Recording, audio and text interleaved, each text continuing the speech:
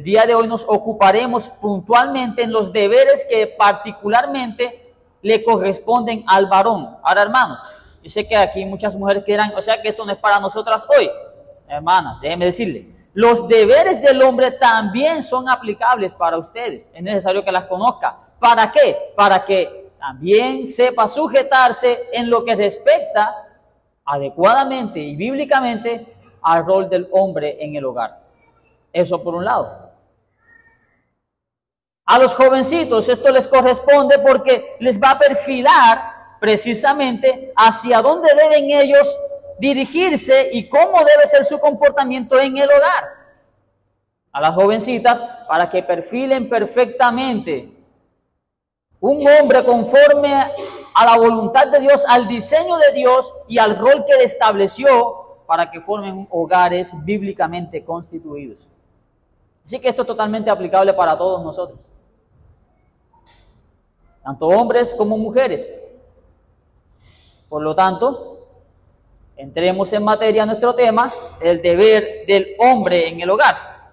El principal deber del hombre podemos resumirlo sencillamente en uno solo: gobernar correctamente a su propia familia. Ese es el deber del hombre en el hogar.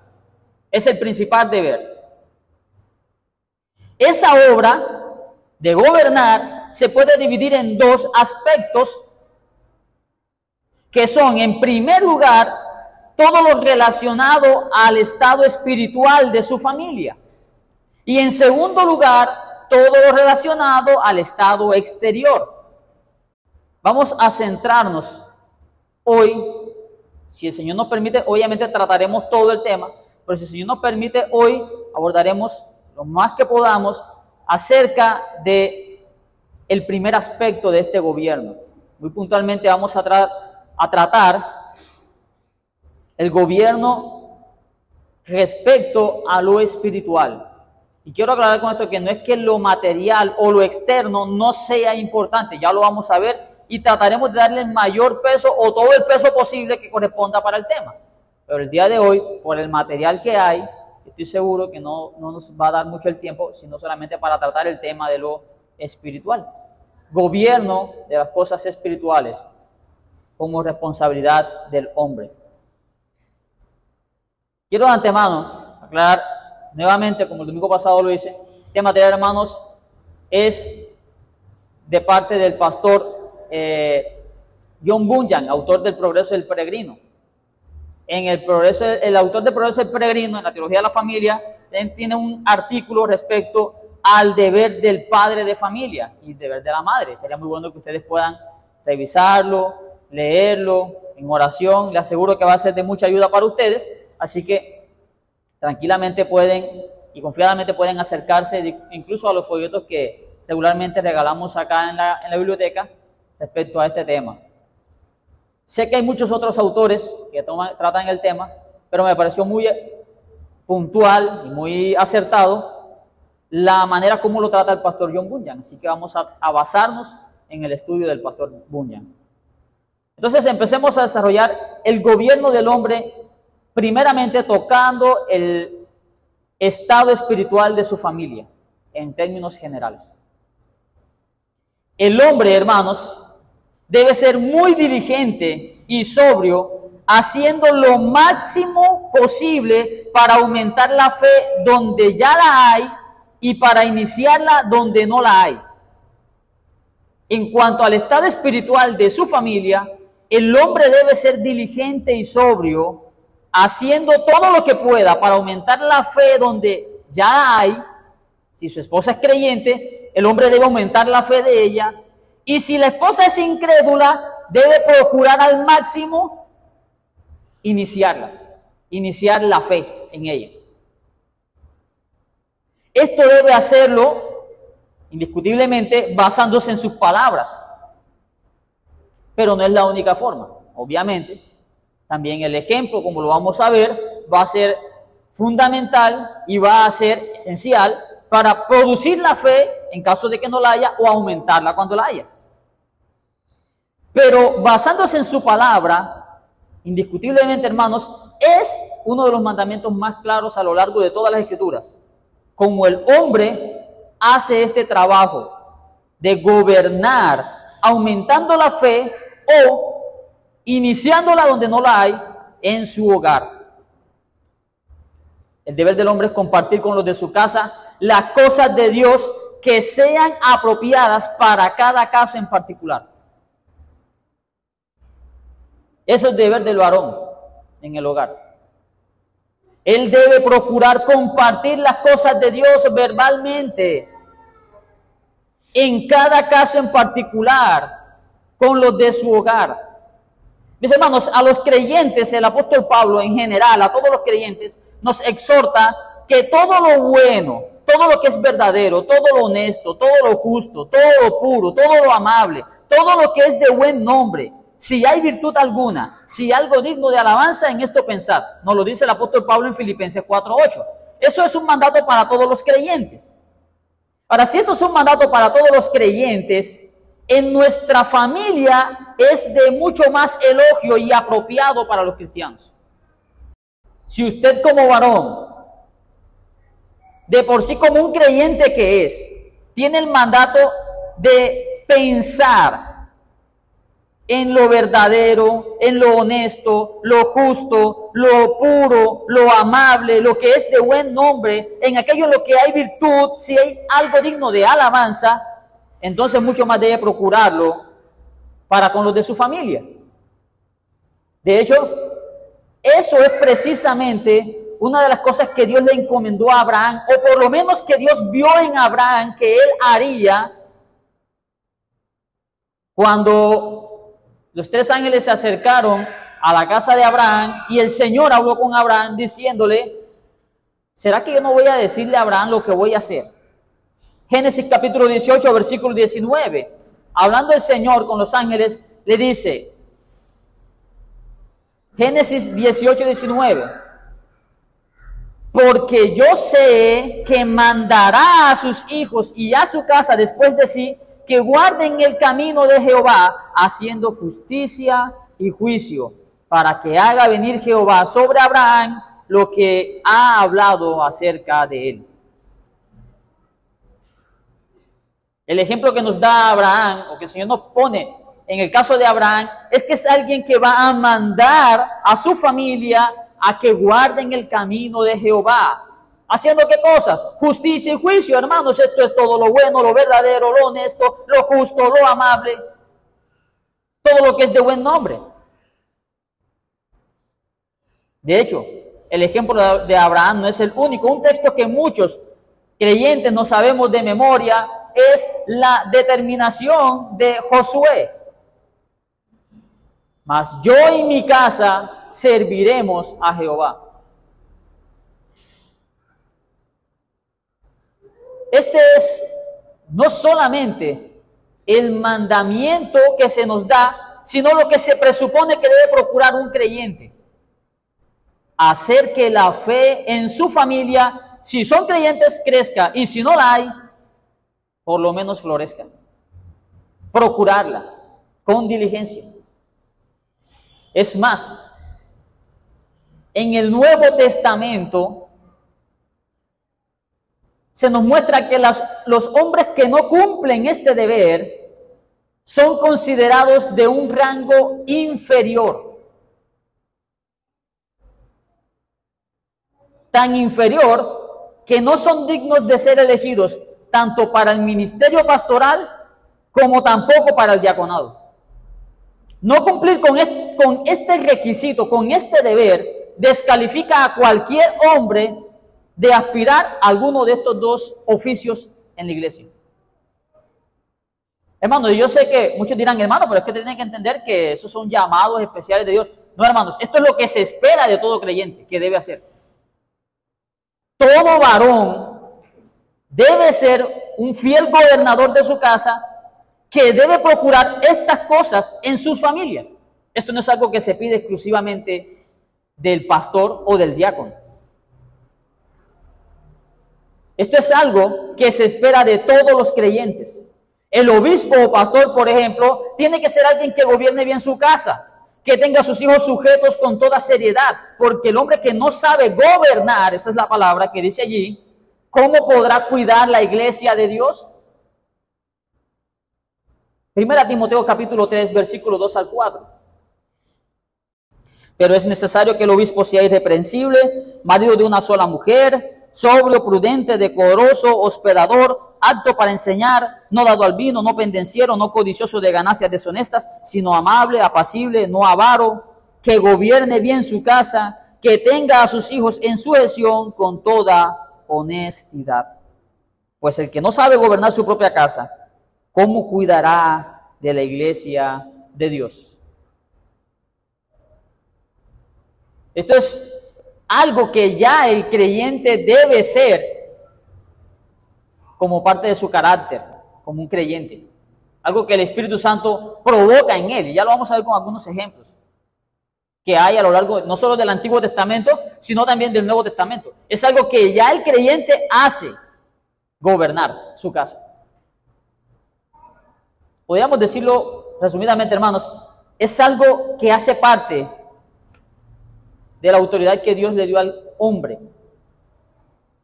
Y mucho más se aumenta en el creyente. Gobernar bien. Procurando, primeramente en la parte espiritual, precisamente hacer esto.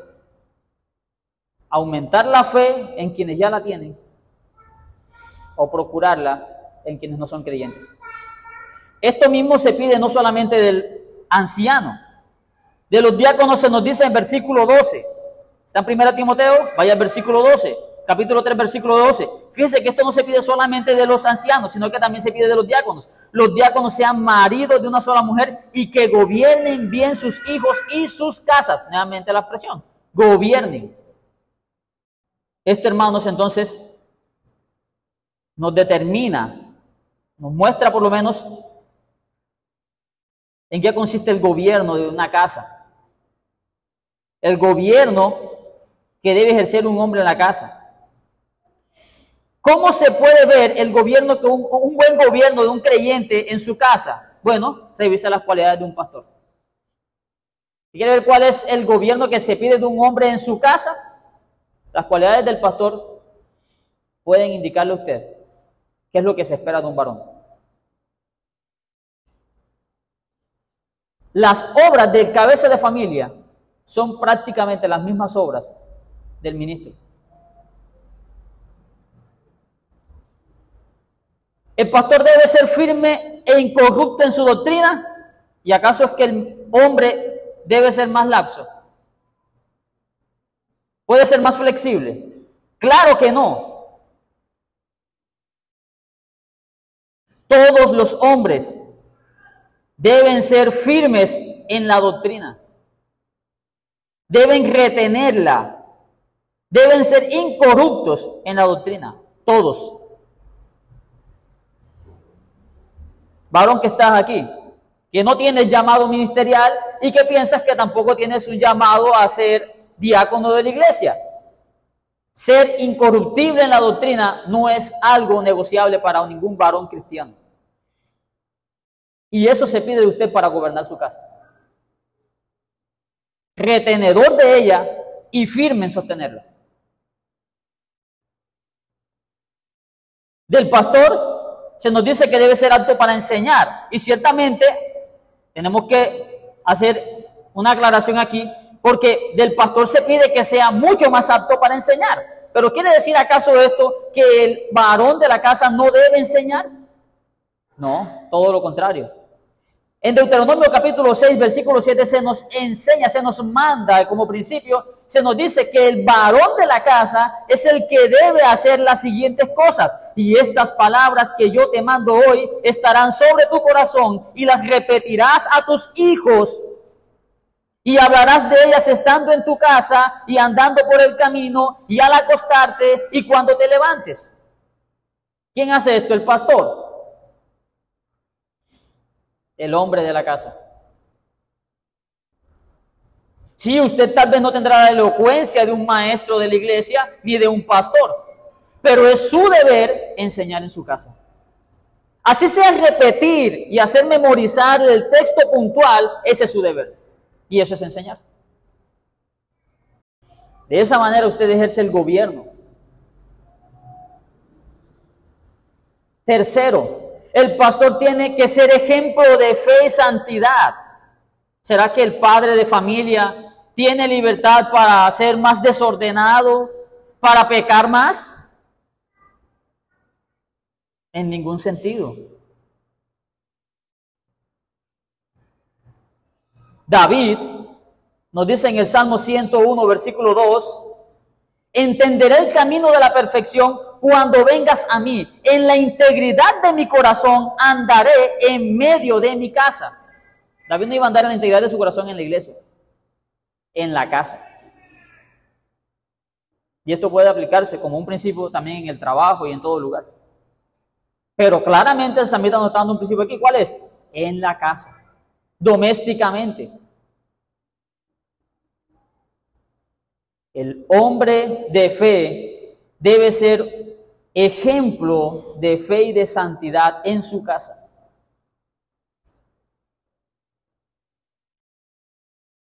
El pastor tiene la función de reunir a la iglesia y cuando la haya reunido, orar juntos y predicar.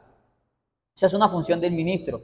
Le pregunto, ¿no es eso también una función del líder de la casa? Es una tarea que se supone debe hacer. De hecho, cuando hay un hombre que hace todas estas cosas y está dotado por el Señor en otros asuntos como la enseñanza, podemos decir que hay un prospecto. No estoy diciendo que ese es un pastor, no. Hay un prospecto para los oficios ministeriales. Algunos de los aspectos más relevantes que se presentan para determinar o poder ver las cualificaciones de un ministro tienen que ver puntualmente con la familia, porque se espera que el hombre de Dios sea un hombre de familia ejemplar, lo que debe ser cualquier creyente. Sin embargo, hermanos, este gobierno de su hogar debe ser comprendido en dos aspectos en cuanto a lo espiritual. Yo digo acá dos aspectos, no. Tenemos que verlo en dos posiciones. Uno como esposo y otro como padre, si tiene empresa, como jefe, todo lo demás. Porque es que hay unos deberes que el hombre como gobernante de su casa tiene hacia su esposa y hay otros que tiene hacia el resto de su familia e incluso empleados. Entonces también ahí debemos hacer una distinción. De una forma más particular, no es lo mismo hablar de una familia en donde hay hijos y otra que no tiene hijos. Por lo tanto, es necesario hacer esta breve distinción. Pero no porque se me ocurra, hermanos, sino porque hay ciertas necesidades puntuales que deben ser tratadas, como por ejemplo, ¿qué si el hombre tiene una esposa incrédula o si su esposa es creyente? Son dos casos diferentes. ¿Cómo gobernar en ambos casos? Bueno,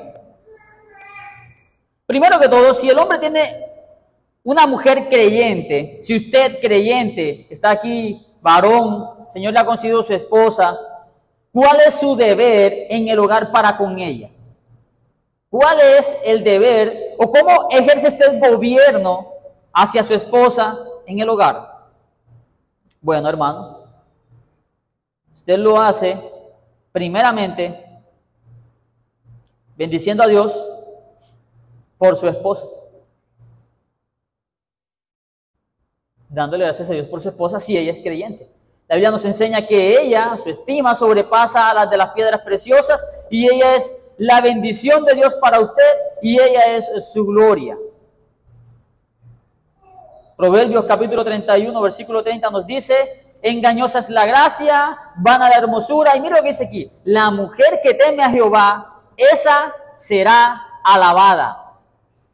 ¿Qué podemos nosotros extraer de acá, hermanos? Que darle alabanza a nuestras esposas por su fe, por su temor al Señor, hace parte de cómo nosotros gobernamos nuestro hogar. Reconocerle su esfuerzo. Pero además de eso, además de reconocerles sus virtudes y la gracia del Señor para con ellas, el Señor está diciendo, ella será alabada.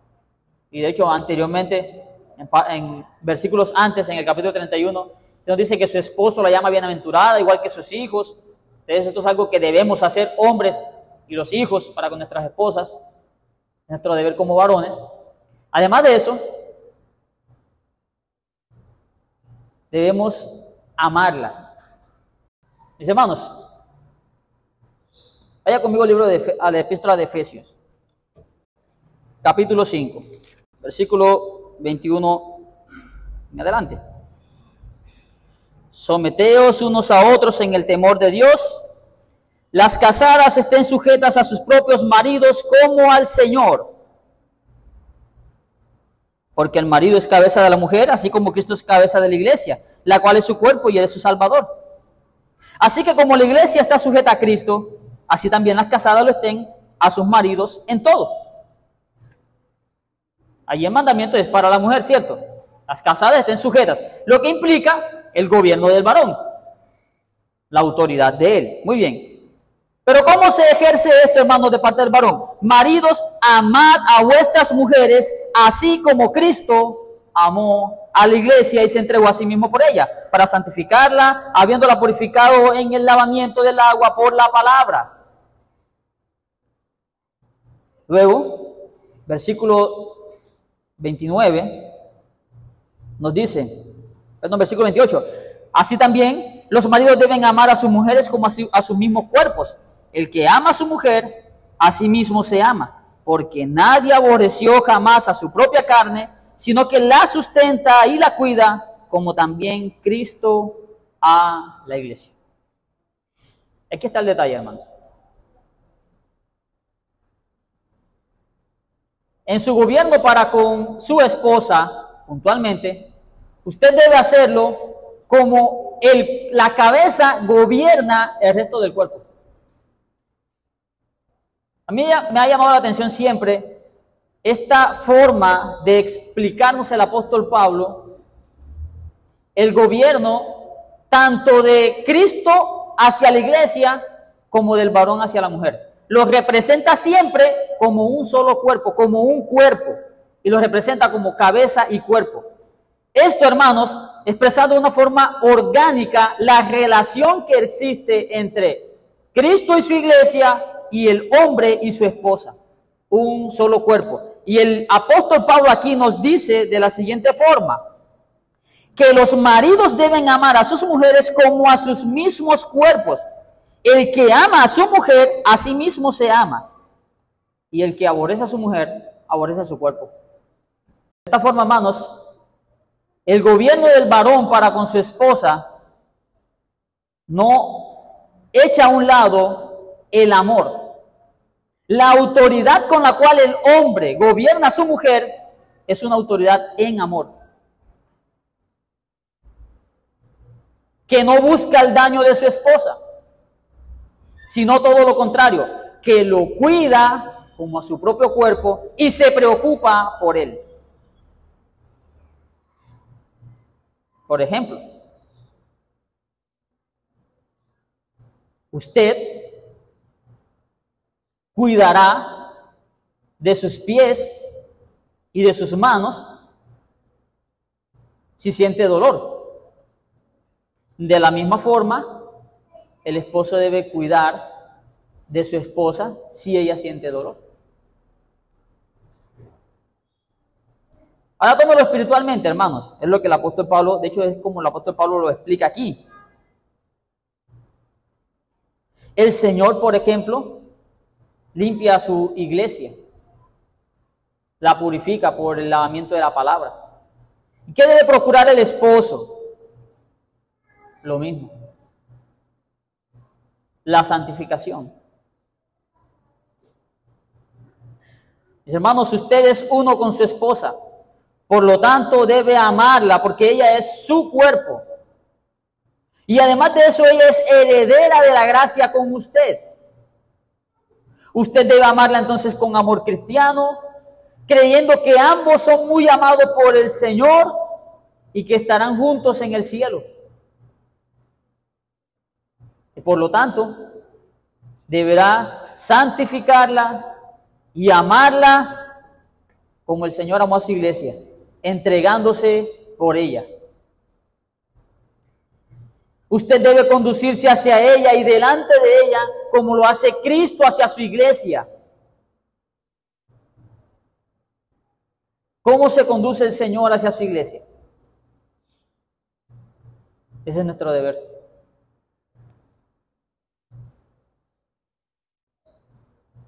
Cuando usted como marido se comporta como debe delante de su esposa,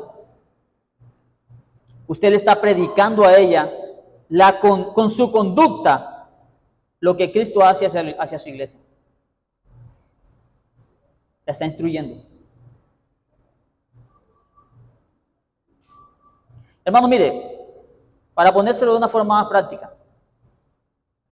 los creyentes normalmente no deberían ser gritones, maledicientes, no deberían estar cargados de amargura ni de malicia. Mucho más entonces, el hombre cristiano deberá jamás tener un trato malediciente, con amarguras, ni con griterías, ni con malicias hacia su esposa. Eso no es una forma de gobernar a la mujer. Ni con gritos, ni con amarguras, ni con malicias. Esto suele pasar mucho en los matrimonios. El trato del hombre cristiano hacia sus esposas debe manifestar la dulzura, en donde la misericordia y el perdón abunden, aún a pesar de las grandes dificultades que puedan tener. Cuando el varón se comporta de esta manera delante de su esposa, entonces él está tipificando o está manifestando la gloria de Cristo como cabeza de su iglesia. Esto es uno de los propósitos principales, hermanos, por los cuales el Señor instituyó el matrimonio. Que Cristo y su iglesia figuradamente estén donde quiera que haya una pareja que cree por la gracia. Por lo tanto, usted varón debe ser alguien que se comporta discretamente hacia su esposa. No solo se comporta de una forma decorosa delante de los demás, sino también en lo privado. Y debe tratarla con un trato afable y delicado, sobre todo porque ella es un vaso más frágil. En resumen, hermanos, el deber del esposo para con su esposa creyente es que ella puede decir que Dios no solo le ha dado un marido, sino un esposo que le demuestra todos los días la conducta de Cristo hacia la iglesia. Ese es su deber. Y que le hace aumentar su fe hacia el Señor con su ejemplo.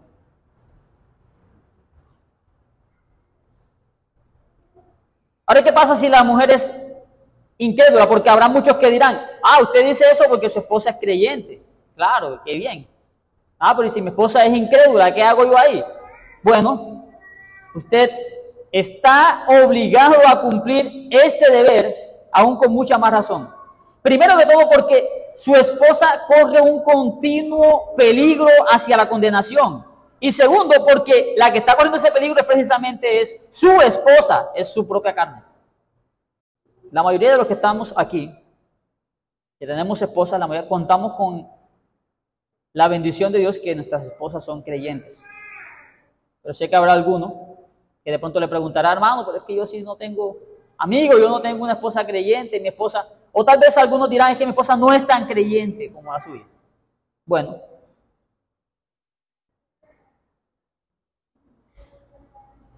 su deber de amar y de gobernar a su esposa en amor, de gobernarla en el amor del Señor, siendo ejemplo, como ya lo hemos dicho, y procurando aumentar su fe, o en el caso de este caso, de no tener fe, su deber no es menor, es igual. Y de hecho, en el caso suyo, que su esposa no llegase a ser creyente, debe ser aún más fuerte.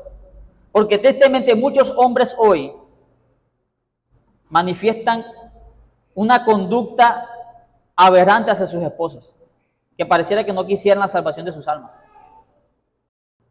¿Piensa usted en el estado de desgracia que se encuentra su esposa? Si usted no piensa en el estado de desgracia que se encuentra ella, entonces usted indiscutiblemente no la ama. Y el mandamiento es amarla, como Cristo amó a la iglesia.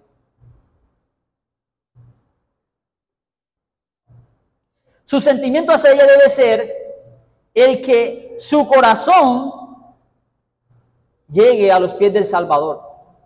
El deseo de su corazón es anhelar la salvación de su amada esposa. Pero tristemente hay hombres que no les importa la salvación de las esposas, no les importa el estado espiritual. Estos solamente aman sus cuerpos físicos, pero no aman sus almas. Un hombre así es alguien que tiene los miembros de su cuerpo solo porque los necesita. Si le amputaran sus pies, le daría igual. Se movería en una silla de ruedas tranquilamente. Tal es el hombre, hermanos, que no procura la salvación del alma de su esposa incrédula.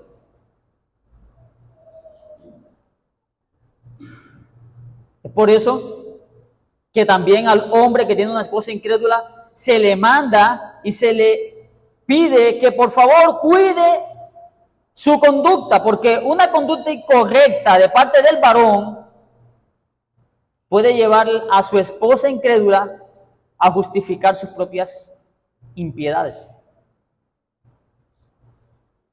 De hecho, déjeme decirle, esto no solo aplica para los que tienen esposas incrédulas, sino también incluso para los creyentes. Muchas veces nosotros somos negligentes en cuidarnos de nuestros pecados. Y resulta que al no cuidarnos de nuestros pecados, de la conducta incorrecta que podamos tener, nuestras esposas pueden justificar sus pecados en ellas mismas. Nosotros no debemos ser tropiezos para la fe de nuestras esposas.